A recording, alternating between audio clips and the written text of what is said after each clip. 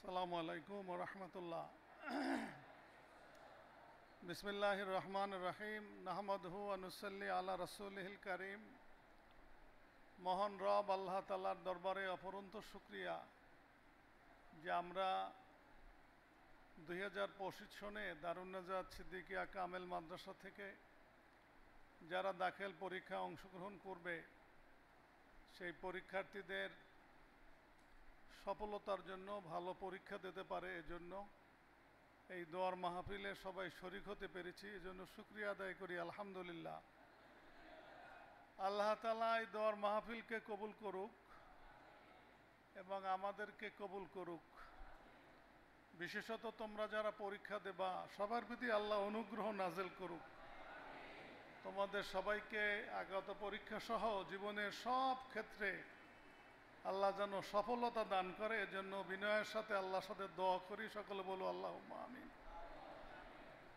আজকের এই গুরুত্বপূর্ণ দোয়ার প্রোগ্রামে প্রধান অতিথি হিসেবে তাশরিফ এনেছেন সারসিনা দারুস সুন্নাহ জামি ইসলামিয়ার সাবেক অধ্যক্ষ, বর্তমান সারসিনা দারুস সুন্নাহ আলিয়া মাদ্রাসার সভাপতি, দিনিয়া মাদ্রাসা বোর্ডের চেয়ারম্যান এবং বাংলাদেশ জমিয়ত হিজবুল্লাহ নাজেমে আলা, দেশের প্রবীণ শিক্ষাবিদ আল্লামা ডক্টর সৈয়দ শরাফত আলী সাহেব আমাদের মাঝে উপস্থিত হবেন।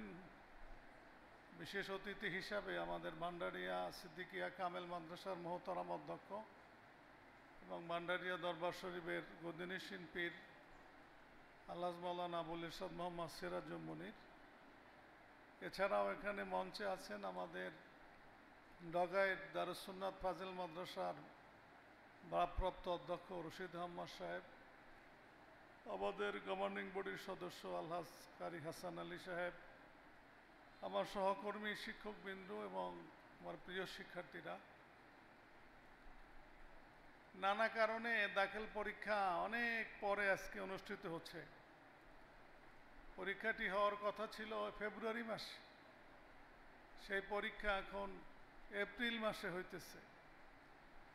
এপ্রিল মাসের 10 তারিখে পরীক্ষা শুরু হবে, মে মাসের 15 তারিখে এই পরীক্ষা শেষ হবে। এই পরীক্ষা দেশের একটা পরিবর্তিত অবস্থার পরে কিন্তু এই পরীক্ষাটা গত 5ই আগস্টের পরে সেন্ট্রাল ইয়ার কোনো পরীক্ষা এই লেভেলে হয় নাই, দাখিল আলেম লেভেলের হয় নাই। আলেম পরীক্ষা ওই 5ই আগস্টের আগে যেগুলো হয়েছিল সেগুলো পরে আর পক্ষে হয় নাই, আর দাখিল পরীক্ষা তো আগেই হয়েছে। যে কারণে সময় এবং অবস্থার প্রেক্ষাপটে এই পরীক্ষাটা একটা ভিন্ন গুরুত্ব বহন করে। এ বিষয়টা তোমাদের মাথায় রাখতে হবে। পরীক্ষা বিলম্বে হওয়ার কারণে তোমাদের সুবিধা অসুবিধা দুইটা হওয়ারই সম্ভাবনা আছে। যারা এই দীর্ঘ সময়টা কাজে লাগাইছো তারা হয়তো ভালো পরীক্ষা দেবা, আর যারা এই দীর্ঘ সময়টা ভালোভাবে কাজে লাগাইতে পারো নাই তাদের কিন্তু দুশ্চিন্তাও আছে তাদেরকে নিয়ে। এবং রমজানের একটা দীর্ঘ ছুটি গেছে, এই ছুটিতে অনেক শিক্ষার্থীদেরই যথাযথভাবে পরীক্ষার প্রস্তুতি নেওয়া বা পরীক্ষার জন্য পড়াশোনা করার সুযোগ ছিল কি না সেটা কিন্তু বিবেচনার বিষয়, চিন্তার বিষয়। একদম রমজানের খোলা তারিখ আজকে, একদিন পরেই তোমাদের পরীক্ষা। সব মিলাইয়া এই পরীক্ষা তোমাদের কাছে বা আমাদের কাছে খুব গুরুত্বপূর্ণ এবং গুরুত্বের খুব বিষয়। আমাদের কাছে যতটুকু ইনফরমেশন আছে, যেবারের পরীক্ষাটা একটা স্বচ্ছ পরীক্ষা নেওয়ার বর্তমান গভর্নমেন্টের ইচ্ছা। এজন্য প্রশাসনিক যেসব নিউজ ইনফরমেশন আমাদের কাছে আছে তাতে আমরা ধারণা করতেছি যে খুব স্বচ্ছ পরিবেশে পরীক্ষা অনুষ্ঠিত হবে। তো তোমাদের জীবনে এই পরীক্ষা খুব গুরুত্বপূর্ণ, এটা যেমন সত্য, কিন্তু সেই গুরুত্ব দিয়ে পরীক্ষা দিতে হবে। কোনোভাবেই যদি ভিন্ন চিন্তা কারো মনে থাকে তাহলে সে ক্ষতিগ্রস্ত হইতে পারো। সেটা কিন্তু মনে ভয় রাখতে হবে, বিশ্বাস রাখতে হবে।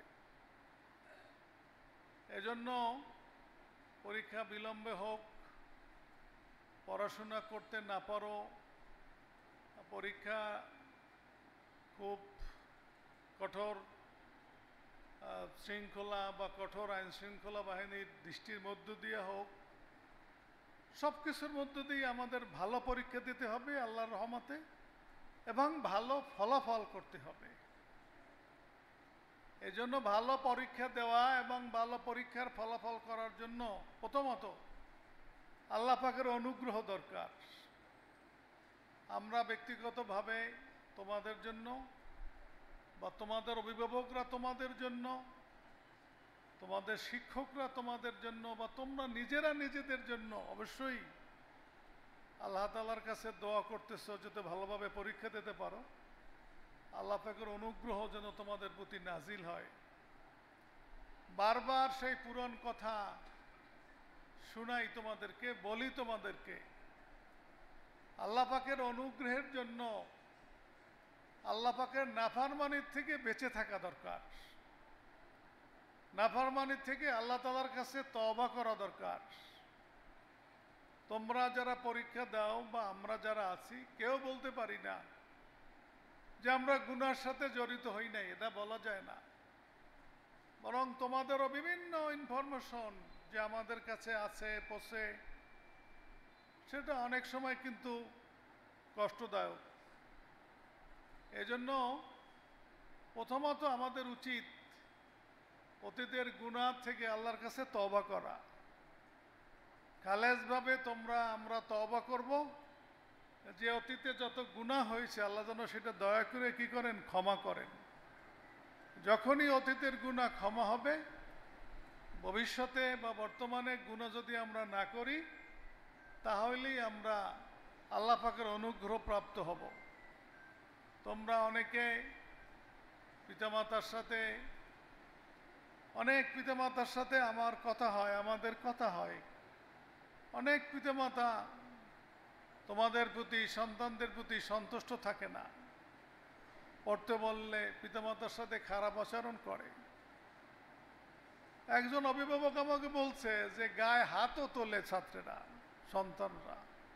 কল্পনাও করা যায় না এটা। যাই হোক, আমরা দোয়া করি সবার জন্য, এবং তোমাদেরকে বলি, তোমরা পিতামাতাকে যদি কেউ কষ্ট দাও বা দিয়া থাকো, নিজে নিজে তওবা করো, পিতামাতার কাছে ক্ষমা চাও। এবং তোমরা জানো তোমরা ভালো কি মন্দ, মিথ্যা, নামাজ পরিত্যাগ করা, অশ্লীলতা, প্রতারণা, টিচারদেরকে কষ্ট দেওয়া, মুরব্বীদেরকে কষ্ট দেওয়া, সাধারণত তোমাদের দ্বারা এইসব গুণাগুলোই সংগঠিত হয়। কাজে আমার অনুরোধ বা আমার তোমাদেরকে নির্দেশনা, তোমাদের জীবনের এই কঠিন সময় আল্লাহ তাআলার কাছে খালেজভাবে তওবা করো।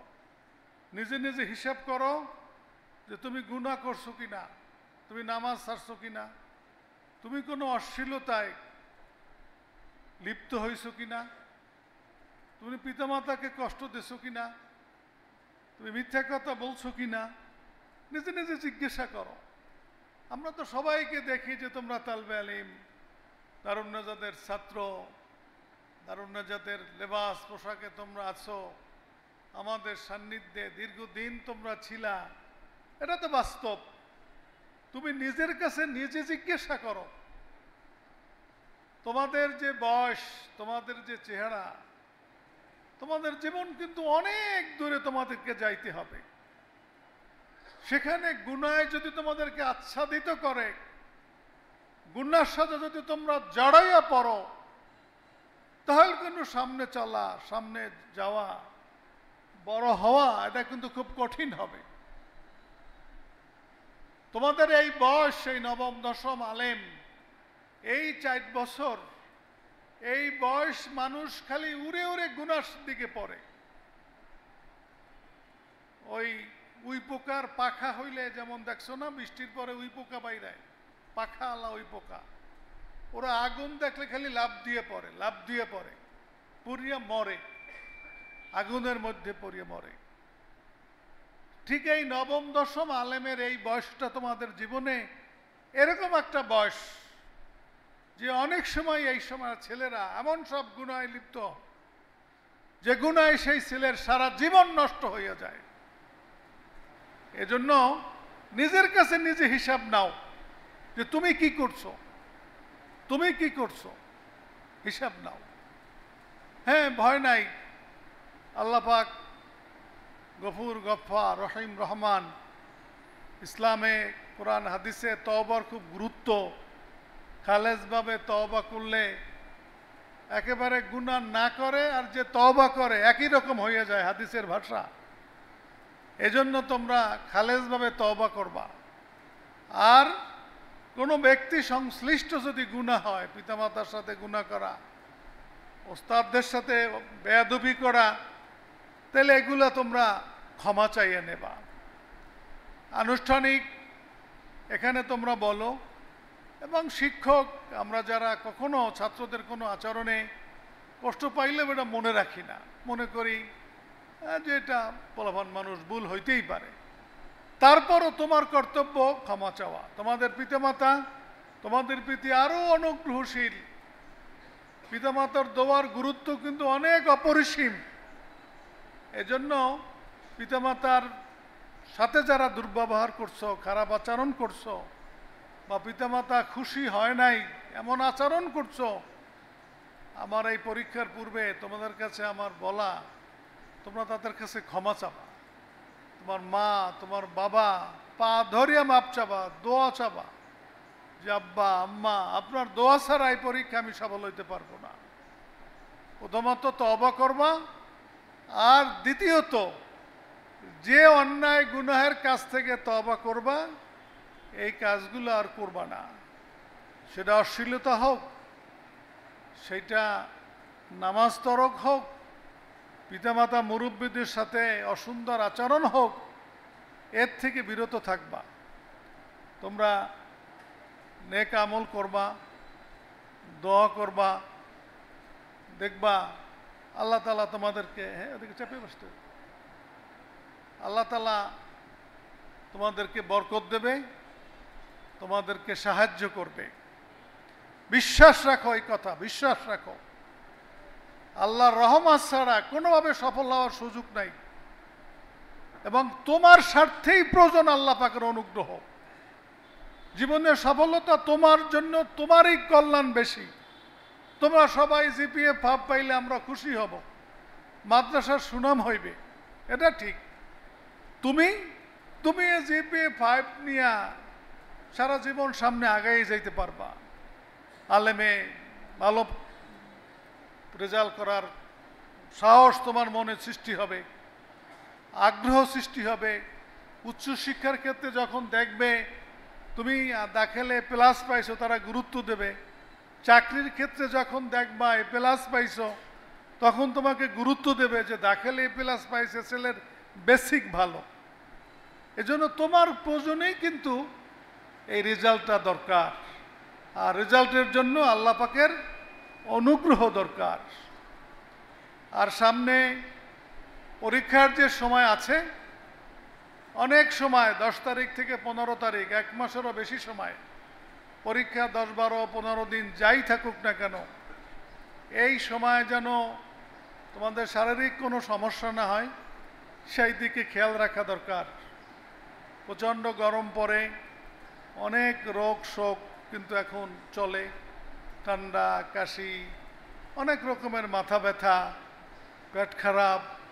এ ব্যাপারে সতর্ক থাকতে হবে যেন শরীর খারাপ না হয়। চলাফেরায় সাবধান থাকতে হবে। আপাতত খেলাধুলা থেকে বিরত থাকতে হবে। উচ্ছ্বাস, অতি উচ্ছ্বাস, তোমাদের একটা ধারণা যে হবে না কিছু, দেখবে না কেউ, করবে না কেউ কিছু, এই একটা ভুল ধারণা নিয়ে তোমরা চলাফেরা করো, এটা ঠিক না। সর্বোপরি আল্লাহ তো দেখে, তুমি ভালো করলেও আল্লাহ দেখে, খারাপ করলেও আল্লাহ দেখে। ভালো করলে আল্লাহ খুশি হয় তোমার প্রতি, আল্লাহর সাহায্য আসে তোমার প্রতি, আর খারাপ করলে আল্লাহ রাগ হয়, আল্লাহর সাহায্য বন্ধ হয়। দ্বিতীয়ত, তোমার মুরব্বী, ওস্তাদ, পিতামাতা এরা খারাপ কিছু দেখলে এরা কষ্ট পায়, এদের মন থেকে বদদোয়া আসে, দোয়া আসে না, এগুলো কিন্তু হয়। কাজে এইসব আচরণ থেকে তোমরা বিরত থাকবা। লেখাপড়ার বিষয়টা খুবই গুরুত্বপূর্ণ। কি পড়ছো না পড়ছো, আমি দেখলাম এখনো রুটিন, যেভাবে রুটিন দিয়েছে তুমি যদি এখন থেকে মনোযোগী হও তাহলেও A+ পাওয়া সম্ভব। মোটামুটি তোমরা ক্লাস করছো, কোচিং করছো, মাদ্রাসার পরীক্ষা দিছো, কিন্তু মাথাটা খালি করা লাগবে। মাথায় যদি তোমার ওই ফেসবুকের বন্ধুর চিন্তা থাকে, মাথায় যদি তোমার অশ্লীল চিন্তা থাকে, কখনো পড়ালেখা তোমার মাথায় কাজে থাকবে না। এগুলো একদম মাথাটা ফ্রি করে ফেলাও। আল্লাহর অনুগ্রহ ছাড়া মাথায় কিছু নাই। দেখবা লেখাপড়া তাড়াতাড়ি তোমার মাথায় ঢুকবে, যা পড়বা সেগুলো মনে থাকবে, না পারলে পরীক্ষার হলে যেয়ে সেগুলো লিখতে পারবা। পড়ে যাও নাই, প্রমাণ ভাজে নাই, লিখতে পারবা। আর মাথায় যদি শয়তানি থাকে, নাফরমানি থাকে, পড়ে গেলেও দেখবে এলোমেলো হয়ে যাবে, অস্থির হয়ে যাবা।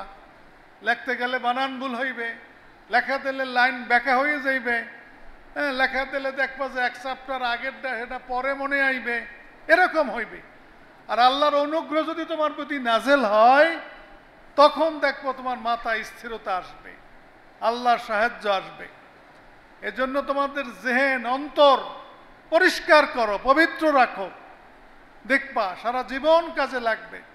আমাদের অতীতের অভিজ্ঞতা দেখছি, যারাই ভালো করছে, ভালো রেজাল্ট করছে বা জীবনে বড় হয়েছে, তারা কিন্তু তাদের মনও পবিত্র ছিল, মনও ভালো ছিল, তারা পরিশ্রম করছে, তারা বিনয়ী ছিল, তারা ওস্তাদদের সাথে সুন্দর আচরণ করছে, পিতামাতাকে সম্মান করছে, মাদ্রাসার নিয়ম শৃঙ্খলার প্রতি তারা শ্রদ্ধাশীল ছিল, তারাই বড় হয়েছে। তোমাদেরও বড় হইতে কিন্তু এই বিষয়গুলো কিন্তু লাগবে। এজন্য পরীক্ষার রুটিন দেওয়া হয়েছে, তোমাদের কাছে আছে, রুটিন অনুযায়ী এখন পড়বা। পরীক্ষার পদ্ধতি কোনটা সৃজনশীল, কোনটা সৃজনশীল না, সেটা ঠিক করে নেবা। সৃজনশীল থাকলে সেখানে MCQ, CQ, সেট, নানান রকমের বিষয় কিন্তু আছে, সে বিষয়গুলো নিশ্চিত করবা। ভিত্ত ভরাটের ব্যাপারটা মাথায় রাখবা। রোল নম্বর, রেজিস্ট্রেশন নম্বর এগুলো লিখতে সঠিকভাবে লিখবা।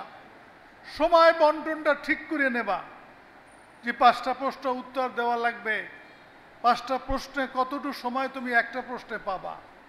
একটা প্রশ্নে যদি তোমার 3 প্রশ্নের সময় যায়, তো বাকি আর 4টে তুমি কখন লিখবা? লিখতে পারবা না। তুমি যত ভালোই লেখো, যদি পুরোপুরি উত্তর তুমি না করতে পারো, তাহলে তুমি ভালো রেজাল্ট করতে পারবা না। লেখাগুলো যাতে নির্ভুল হয়, সুন্দর হয়, সে বিষয়গুলো তোমরা খেয়াল করবা।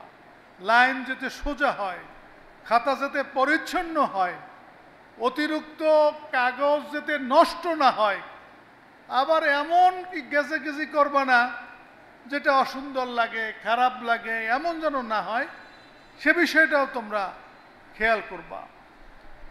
তোমরা ইতিমধ্যে বলা হয়েছে যে তোমাদের কেন্দ্র আমুল্যা পরীক্ষা কেন্দ্র, আমুল্যা মাদ্রাসায় 1051 জন পরীক্ষার্থী দারুন নাজাতের, সব মিলাইয়া 1051 জন। আর এছাড়া হয়তো ওইখানে 50-60 জন পরীক্ষার্থী অন্যান্য মাদ্রাসার হইতে পারে। তাহলে ওই কেন্দ্রটাই কি দারুন নাজাতের ছাত্রদের কেন্দ্র। কোনোভাবে যদি ওই কেন্দ্রে কোনো বিশৃঙ্খলা হয়, তাহলে তোমরা ক্ষতিগ্রস্ত হবা। কথাটা বুঝাইতে পারছি? এই পরিবেশ রক্ষা রাখা লাগবে। কিছু কিছু যারা পরীক্ষা নেয়, আমাদের শিক্ষকরা থাকে, গার্ড দেয়, পরিচালনা করে, তাদের কাছে শুনি যে কিছু কিছু ছেলেরা আছে মাশাআল্লাহ খুব লেখে, কেউ তো দেখে না, সুন্দর করে, আর কিছু আছে খালি গ্যাঞ্জাম করে। ওই কিছু গ্যাঞ্জাম করলে গোটা হলে কিন্তু ছাত্ররা হয়রানি হবে, সবাই কিন্তু ক্ষতিগ্রস্ত হবে। এই জন্য পরিবেশ যাতে নষ্ট না হয়, সাধারণত ওইখানে অন্য মাদ্রাসার শিক্ষকরা গার্ড দেবে। তোমরা তাদেরকে, আমাদের শিক্ষকদেরকে যেমন সম্মান করো, তাদেরকেও সম্মান করবা। সত্য না মিথ্যা আমি জানি না, আমি শুনছি তোমরা ওইখানে যারা গার্ড টার্ড দেয়, পরিচালনা করে, ওইসব শিক্ষকদের সাথে তোমরা নাকি যোগাযোগ রক্ষা করো। কিছু সংখ্যক ছাত্রেরা, কেউ প্রাইভেট পড়ো, কেউ সাজেশন নাও। দারুণ নাজাতের ছাত্রেরা কি আমুলিয়া মাদ্রাসার শিক্ষকদের কাছে সাজেশন নেওয়া আর প্রাইভেট পড়ার কোনো সুযোগ আছে? সুযোগ নাই। তাহলে যদি সত্য হয় এই কথা, নিশ্চয়ই এরা অসৎ উদ্দেশ্যে ওইসব শিক্ষকদের সাথে যোগাযোগ রক্ষা করবে। তাদের কারণে হল ক্ষতিগ্রস্ত হবে। খবরদার, খবরদার। এবার প্রশাসনের কিন্তু নানান কৌশল হলকে সুন্দর করার। আর সবাই জানে দারুণাদের ছাত্ররা ওইখানে পরীক্ষা দেয়, সবাই জানে দারুণাদের ভালো রেজাল্ট হয়, যে কারণে আমাদের বন্ধু আছে, শত্রু তো আছে, আছে না? কাজে তারা তো উদ্দেশ্যমূলকভাবে তোমাদেরকে হয়রানি করতে পারে। আর সেখানে হয়রানি করবে কিভাবে? তুমি যদি খালি লেখো, নকল না করো, তুমি যদি কেউ তা না দেখো, তো তোমার হয়রানি করার কোনো সুযোগ আছে? সেই সাহস কেউ পাইবে না। আর তুমি যদি নকল করতে চাও, তুমি যদি কেউ তা দেখতে চাও, তুমি যদি কাগজপত্র নিয়ে যাইতে চাও, তাহলে তোমার একজনের কারণে 10 জনে কিন্তু ক্ষতিগ্রস্ত হবে। খবরদার। A+ নকল করে A+ পাওয়া যায় না। প্রতি সাবজেক্টে 80 পাওয়া, যারা নকলের চিন্তা করে, পড়াশোনা করে না, আড্ডা দেয়, ঘরে ফেসবুক, ইউটিউব এইসব লইয়া সময় নষ্ট করে, নানান জায়গায় যোগাযোগ করিয়া সময় নষ্ট করে, এরা পড়াশোনা না করিয়া জিপিএ ভাব পাইবে, এত সহজ না। এই জন্য বলছি এখনো সময় আছে। তুমি আজকে যাইয়া পড়াশোনা করো, পরশু পরীক্ষা দেখবে ভালো হইবে আল্লাহর রহমতে। আবার 15 তারিখ পরীক্ষা, এর ভিতরে তুমি পড়ো, দেখবে ভালো হইবে। আবার তুমি যদি পরীক্ষা দিয়ে মনে করো 15 তারিখ অনেক দেরি, 5 দিন, 2 দিন একটু খেলি, 2 দিন একটু আড্ডা দিই, 2 দিন একটু এ করি সে করি, দেখ মানে সময় নষ্ট হয়ে যাবে, পড়া নষ্ট হয়ে যাবে। এজন্য খবরদার এগুলা করবা না। এজন্য হলের পরিবেশ রক্ষা করা খুব গুরুত্বপূর্ণ। কোনো শব্দ, চিল্লাচিল্লি, মিছিল দেওয়া, মোবাইল নেওয়া, ভুলেও মোবাইল নেবা না, খবরদার। মোবাইল কিন্তু কক্ষে যারা পরিদর্শক থাকে তাদের জন্য নিষিদ্ধ। স্পেল হয়ে যাইতে পারে শিক্ষকও, ছাত্র। এজন্য কোনোভাবে মোবাইল নেবা না। তোমরা যেভাবে অ্যারেঞ্জমেন্ট করছো, বাসে বা সিএনজিতে বা গাড়িতে, যেভাবে যাও সেইভাবে যাবা। তোমরা যেমন যাবা, ওখানে আমাদের মেয়েরা যাইবে, অন্য মাদ্রাসারও কিছু মেয়েরা সেখানে আছে। খবরদার, পথে ঘাটে, হলে কোনোভাবেই যেন অসুন্দর আচরণ না হয়। সেটা আমাদের জন্য কষ্টের, আমার জন্য অপমানের, এবং তোমাদের জন্য রহমত থেকে বঞ্চিত হওয়ার কারণ হবা। খবরদার, এটা যেন না ঘটে। তোমরা এমনও আছো, এখানে পরীক্ষা দেবা, তোমার বোন পরীক্ষা দিতে আছে ওখানে, এমন ছাত্রও আছে। ওই যে ছেলেটা, মেয়েটা পরীক্ষা দিতে, সে তোমার বোন, তুমি তার ভাই। এটা মনে রেখে আচরণ করবা। খবরদার। নানান সময় নানান কথাবার্তা আমরা শুনি, এগুলো যেন না হয়। কোনোভাবেই প্রবেশপত্র, রেজিস্ট্রেশন কার্ড, কলম, তারপর স্কেল, এগুলো ছাড়া কোনোভাবেই কিছু নেবা না। তোমরা ইতিমধ্যে প্রবেশপত্র, রেশন কার্ড নেওয়ার কথা, অনেকেই নেছো, বাকিরা নেবা।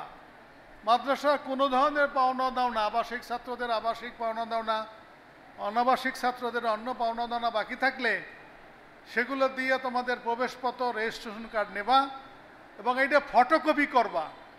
ফটোকপিটা বাসায় রাখবা, আর মূল কপিটা প্রত্যেকদিন সাথে নিয়ে যাবা। ওই আমাদের জলিল স্যার বলে গেছে কিন্তু এখানে রাখা, সেখানে রাখা, হারাইয়ে ফেলা, এগুলো না হয়। এটা একজন পরীক্ষার গুরুত্বপূর্ণ দায়িত্ব। তার অ্যাডমিট কার্ড, রেজিস্ট্রেশন কার্ড, এগুলো যথাযথভাবে কি সংরক্ষণ করা, এটা খুব দায়িত্ব। এবং সব সাবজেক্টে A+ পাইলেই তো A+, নাকি? এমন না বলে আরবিতে পাইলাম, বাংলায় না পাইলেও চলবে, এমন সুযোগ আছে? সুযোগ নাই। এজন্য সব পরীক্ষার গুরুত্ব দিতে হবে, সেটা বাংলা হোক, ইতিহাস হোক। আমরা গত বছরগুলোতে দেখছি বাংলার কারণে অনেকে A+ পায় না, ইতিহাসের কারণে অনেকে A+ পায় না। এমন যেন না হয়। আরবি দ্বিতীয় পত্র কি আরবিতে লেখা লাগে নাকি? সিস্টেম আছে না এখনো? জানো তোমরা নাকি, না উঠাই দিছে? হ্যাঁ, ওই সবাই জানেও তো না মনে হয়, যে বাবার নেই কি আরবি দ্বিতীয় পত্র আরবিতে লেখা লাগে না? এটা মনে রাখতে হইবে তোরে বাবা, আরবিতে লিখতে হইবে। পড়ি নাই পারি নাই হলে যাই বলার সুযোগ আছে? এটা মনে রাখতে হইবে। কিন্তু আরবি প্রথম পত্র দ্বিতীয় পত্রের গুরুত্ব দিতে হইবে। আরবিতে লেখলে লেখা কম, যে সময় আছে পরীক্ষা নিলে, পরীক্ষা আরবি না কি একটা দেখছি নিয়েছে একদম শেষের দিকে, যেটা চেঞ্জ হয়েছে, তাই না? অনেক সময় এই গুরুত্ব দিলে তোমরা এর ভিতরে ভালো করতে পারবা। আশা করি তোমরা আল্লাহর রহমতে, তোমাদের চেষ্টায়, তোমাদের পিতামাতা আমাদের দোয়ায় তোমরা ভালো পরীক্ষা দেবা, ভালো ফলাফল করবা। আমি আল্লাহ তাআলার কাছে দোয়া করতেছি সারা দেশের মধ্যে তোমাদের রেজাল্ট ভালো হয়। তোমরাও এই প্রতিজ্ঞায় থাকো, এটা চ্যালেঞ্জ গ্রহণ করো যে বছর আমরা সবাই A+ পাম। এরকম একটা আশা করা যায় না? আল্লাহ পারে না, ইজ্জত তোমাদেরকে দিতে পারে না? তোমরা গুনাহ থেকে বাঁচিয়ে থাকো, চেষ্টা করো, সুন্দর আচরণ করো, দেখবা আল্লাহ তাআলা তোমাদেরকে দয়া করবে, সাহায্য করবে, কোনো সন্দেহ নাই। পরীক্ষা শেষ হইবে 15 মে। এরপরে হয়তো প্র্যাকটিক্যাল থাকতে পারে সায়েন্সের। রেজাল্ট মিনিমাম 15 মে, 15 জুন, 15 জুলাই, জুলাই শেষ নাগাদ ছাড়া তো রেজাল্ট হবে না। হবে না। এরপরে ভর্তি হইতে হইতে লাগবে আগস্ট মাস। আগস্ট সেপ্টেম্বর ছাড়া ক্লাস শুরু করা সম্ভব হইবে না। এখন পরীক্ষার পর কি করবা? ফেসবুক চালাবা খালি নাকি? আড্ডা দেবা? একটা প্ল্যান এখনই তৈরি করা দরকার। যে মানুষ, যে জাতি সময়ের মূল্য দেয় না, সে কখনো বড় হইতে পারে না। এজন্য এই যে সময়টা, পরীক্ষার পরের যে সময়টা, 2 মাস বা 3 মাস, এই সময়টা একটা প্ল্যান তৈরি করো যে কি করবা তোমরা। প্রথমত সিদ্ধান্ত নাও দাখিল পরীক্ষা দিয়ে কি করবা। দাখিল পরীক্ষা দিয়ে অনেকেই আছো আর জীবনে মাদ্রাসার ঘরে আসতে চায় না। এই জন্য অনুষ্ঠান খুব বড় করে মুরগি পোলাও খায়, হুজুর্গ খাওয়ায়, তাই না? ভাবে আর তো মাদ্রাসায় পড়বো না, শেষ অনুষ্ঠান করিয়ে যাই।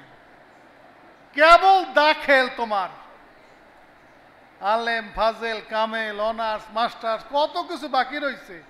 এরপর চাকরি, বিয়া, সংসার, কত কিছু জীবনে বাকি। আসলে এখন পর্যন্ত দাখিল লেভেলে মাদ্রাসায় পড়লে মাদ্রাসার পড়ার কিছু বোঝা যায় না।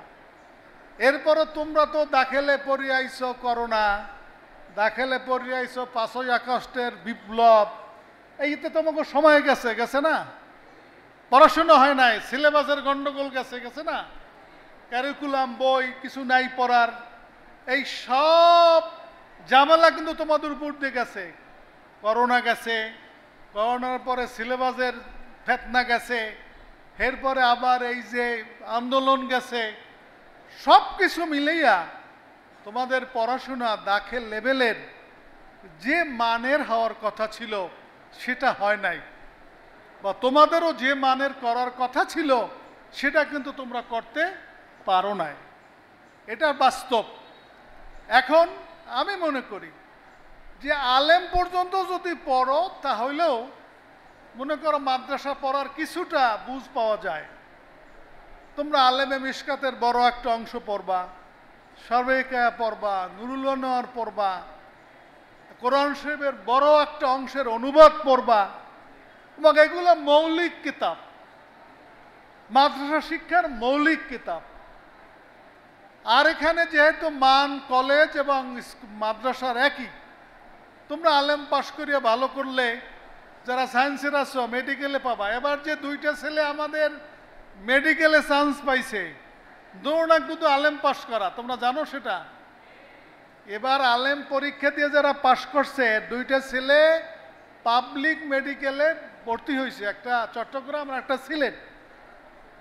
এই দুটো ছেলে কিন্তু মাদ্রাসা থেকে আলেম পাশ করছে। আমাদের তা কলেজে যাইয়া কারা মেডিকেলে চান্স পাইছে আমি এখন সেই ইনফরমেশন জানি না, পাইছে কিনা তাও জানি না। কিন্তু আমাদের এখান থেকে আলেমে সায়েন্সে পরীক্ষা দিয়া পাবলিক মেডিকেলে দুইটা ছেলে কিন্তু চান্স পাইছে। ও ছেলেরা পরীক্ষার পরেও যোগাযোগ করছে, রেজাল্টের পরে ছেলেকে গার্জিয়ান, ছেলে গার্জিয়ান যোগাযোগ করছে সবাই। তো লইল কি, মেডিকেলে ভর্তি হওয়া তো মাদ্রাসা বাধা না? বাধা তুমি নিজে, তুমি পড়বা না, ফাঁকি দেবা, তুমি কোনো হানে গেলে ভালো করতে পারবা না। আর তুমি পড়লে মাদ্রাসা থাকলেও ভালো পড়বা। এজন্য তোমরা চেষ্টা করো, মনকে বুঝাও। যেসব বন্ধুরা তোমাদেরকে এই পরিবেশ থেকে সরাইয়ে নিতে চায়, ওরা বন্ধু না, তোমাদের শত্রু। অন্ততপক্ষে আলেমরা তোমরা মাদ্রাসায় পড়ো। আমাদের মাদ্রাসা যদি ভালো না লাগে, পড়ালেখা ভালো না হয়, আর এখানে পড়ো, তো সেটা আমাদের মাদ্রাসার চেয়ে ভালো মাদ্রাসায় পড়বা। তবু আলেমরা তোমরা মাদ্রাসায় পড়ো, এইটা আমার অনুরোধ। তাহলে মাদ্রাসায় পড়ো আর স্কুলে পড়ো, সেটা কলেজে পড়ো, ডিসিশন নিতে হইবে। মাদ্রাসায় যারা আর্টসে পড়বা, তারা মনে করো আরবি আছে আলেমে, ইংরেজি আছে আলেমে। যাদের আতেল্লাহা খারাপ, সারা জীবন আতেল্লাহা ভালো লাগবে, লাগবে না? মাস্টার্স পরীক্ষা দিলেও তো লেখা লাগবে নাকি? না মুখস্থ পরীক্ষা হইবে? মৌখিক পরীক্ষা হইবে না লেখা লাগবে? আবার অনেকে আছো হাফেজের ভিতরে, ভুলে গেছো কোরআন শরীফ, ভুলে গেছো না, ইয়াদ নাই। অনেকে আছো আল্লাহর রহমতে দাখিল পরীক্ষা দাও, কোরআন শরীফ পড়তেই পারো না। আছে না এরকম? নিজেরটা নিজে শিখা যে তোমার কোনটা ঘাটতি।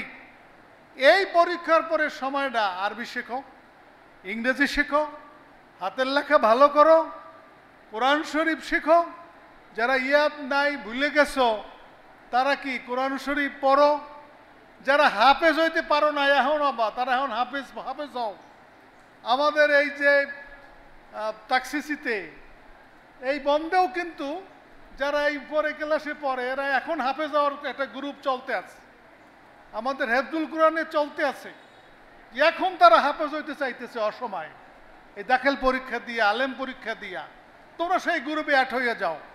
নানান কোর্স চলবে, আমাদের টাক্সিসিতে চলবে, কেতাব বিভাগে চলবে, আইডিয়ালে চলবে, বা আরো অন্য জায়গায় চলবে।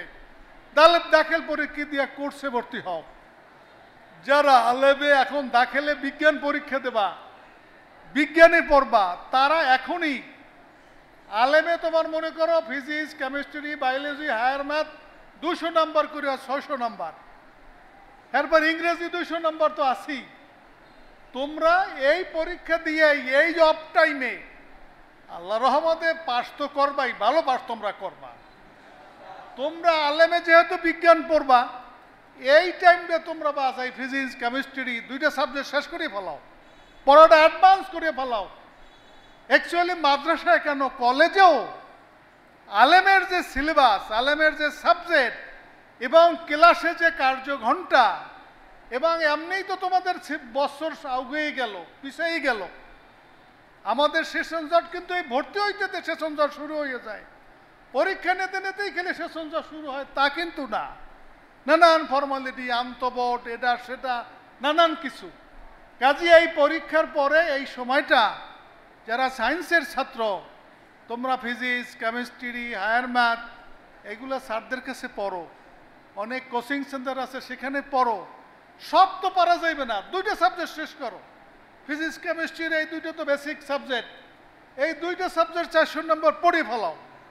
কলেজের যে সিলেবাস, মাদ্রাসার একই সিলেবাস, পড়ে ফেলাও। ইংরেজি পড়ে ফেলাও। আরও এরকম কোনো সাবজেক্ট থাকলেও তোমরা পড়ো। অর্থাৎ এখনের সময় ওই পড়াটাকে গুরুত্ব দাও। দুর্ভাগ্য তোমরা পরীক্ষা এলেই গুরুত্ব দাও। আলেম পরীক্ষা দিয়া বিশ্ববিদ্যালয়ে ভর্তি হওয়ার জন্য তোমরা একালে শহীদ হয়ে যাও, কিন্তু ভর্তি হইতে পারো না। কিন্তু এখন গুরুত্ব দাও যে দাখিল পরীক্ষা দিয়ে আলেমের পড়া অর্ধেক পড়িয়ে ফেলাম। এই 3 মাসে অন্য কোনো কাজ নাই, ঘোরা নাই, ফোরা নাই। তোমাদের ম্যাক্সিমাম গার্জিয়ানরা কিন্তু এতে খুশি হবে। তুমি বাড়ি বই আড্ডা দেবা, ঘুরবা, এটা গার্জিয়ানরা চায় না। তারা চায় তোমরা একটা পরিবেশে থাকো। আর শুধু পড়াই না, তোমরা এই পরিবেশ ছাড়া যখনই বাইরে যাও তখনই কি নামাজ পড়া হয় না, জামাতে নামাজ পড়া হয় না। গুনার জিনিস দেখলে গুনাহ করতে কি আগ্রহ সৃষ্টি হয় মনের ভিতরে।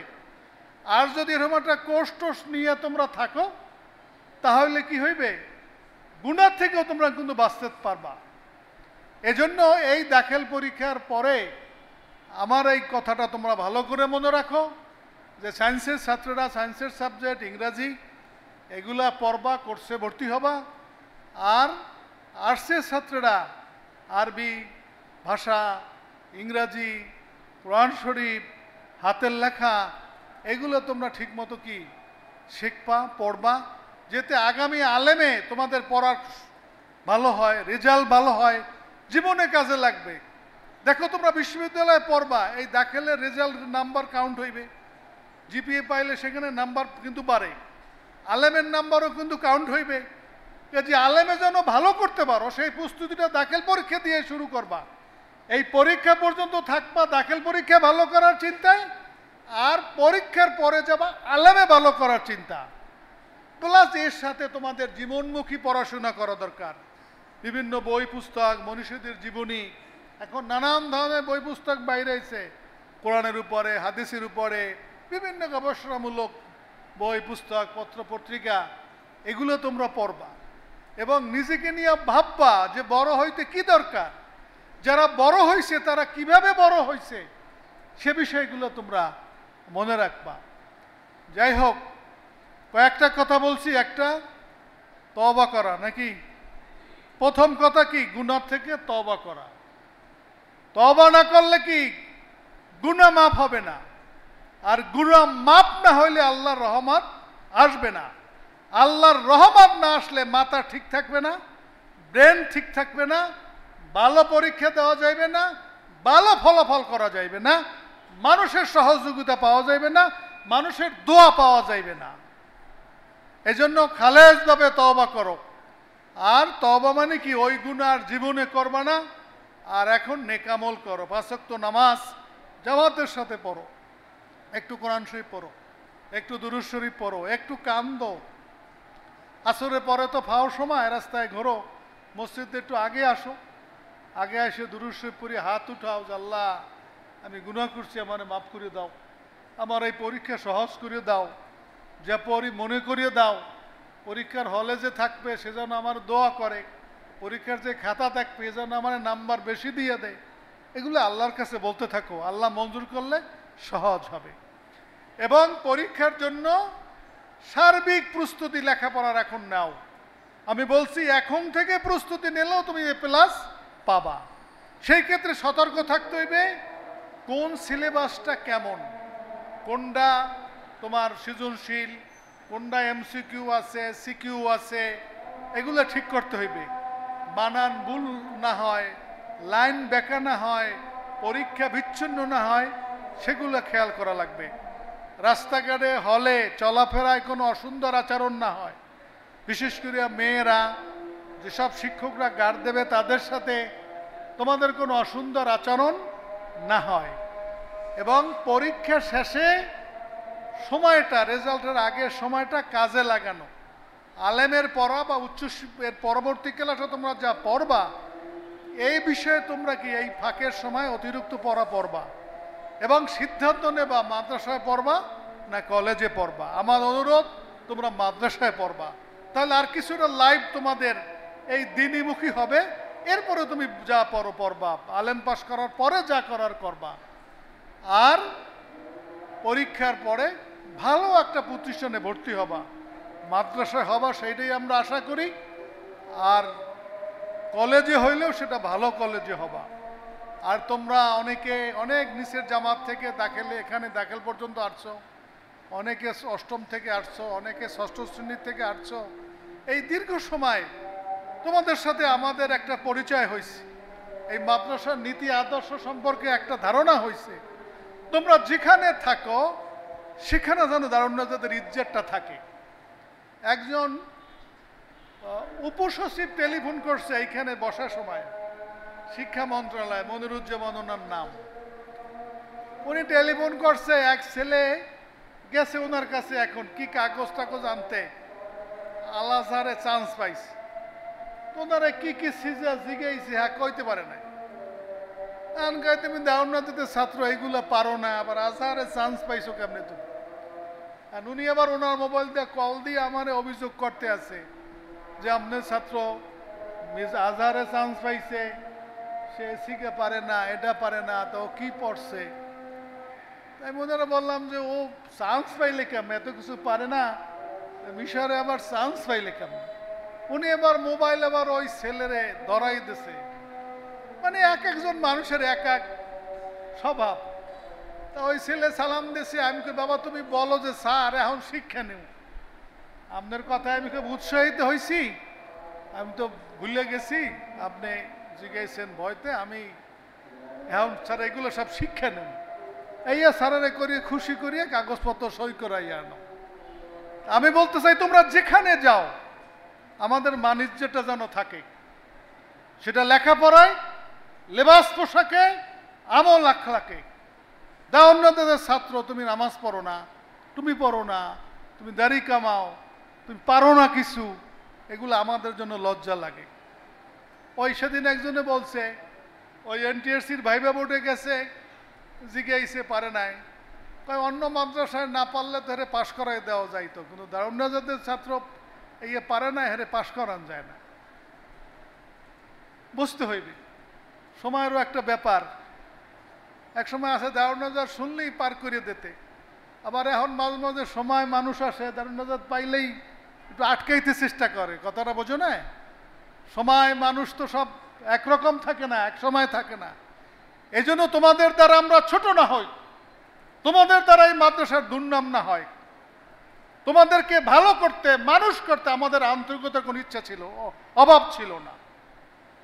আমাদের সীমাবদ্ধতা আছে যোগ্যতার, আমাদের অবকাঠামের অপ্রতুলতা আছে, স্বীকার করি, কিন্তু তোমরা ভালো হও এটা সার্বক্ষণিক আমরা চেষ্টা করছি, চিন্তা করি, সার্বক্ষণিক আল্লাহর কাছে তোমাদের জন্য দোয়া করি, তোমাদের কল্যাণের জন্য। এরপরও তোমার কারণে বা তোমার কপালে না থাকার কারণে যে তুমি খারাপ হয়ে যাও, তুমি ক্ষতিগ্রস্ত হবা বেশি, আমরা একটু লজ্জিত হব, মানুষের কাছে ছোট হব, এটা তোমরাও চাও না, আমিও চাই না। এজন্য তোমরা যেখানে যাও খবরদার মাদ্রাসার স্বকীয়তা নিয়ে থাকবা, মাদ্রাসার জন্য দোয়া করবা, শিক্ষকদের সাথে সুসম্পর্ক রাখবা, এখানে না পড়লেও মাদ্রাসায় আসবা, এই কামনা করি। এবং সবাই পরীক্ষা দেবা মাদ্রাসার ইউনিফর্ম পরিয়া, কেউ আবার বেকায়দার জামা কাপড় টুপি ইত্যাদি পরিয়া কেন্দ্রে যাইও না। ওই আমাদের বরিশাল হুজুর পড়লে গেছে দাখিল পরীক্ষার্থী এটা বাপ দেহাইও না, খবরদার। দাখিল পরীক্ষায় বাপ দেহাবা, তো কত পরীক্ষা বাকি রয়ে গেছে বেটা, দাখিল, আলেম, ফাজেল, কামেল। হ্যাঁ, বাপ দেহাইলে বড় হওয়া যায় না, বাপহীন থাকলেই বড় হওয়া যায়। যারা জীবনে বাপ বেশি দেখায় এরা জীবনে উঠতে পারে না। আল্লাহ বিনয়ীকে পছন্দ করে, বিনয়ের প্রতি আল্লাহ রহমত নাজেল হয়, বিনয়ের প্রতি মানুষ মানুষের দোয়া করে। অহংকারী, উচ্ছৃঙ্খল, বেপরোয়া, প্রতিষ্ঠান সম্পর্কে বেফাস মন্তব্য, শিক্ষকদের সম্পর্কে বেফাস মন্তব্য, এরা কখনো বড় হইতে পারে না, এটাই বাস্তব। কাজে এর থেকে আল্লাহ তোমাদেরকে হেফাজত করুক, আমাদেরকে হেফাজত করুক। কাজী আমরা মন খুলে দোয়া করি, আমাদের দোয়াগুলো যেন আল্লাহ কবুল করে, তোমরা দোয়া করবা। আমাদের দায়িত্ব পালনে যদি কোনো ধরনের ভুল ত্রুটি হয় আল্লাহর কাছে ক্ষমা চাবা আমাদের পক্ষ থেকে।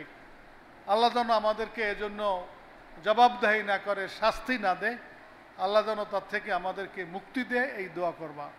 আল্লাহ তাআলা তোমাদের সবাইকে কামিয়াবি দান করুক, সবাইকে বা ইজ্জত কামিয়াবি দান করুক, এই দোয়া করি।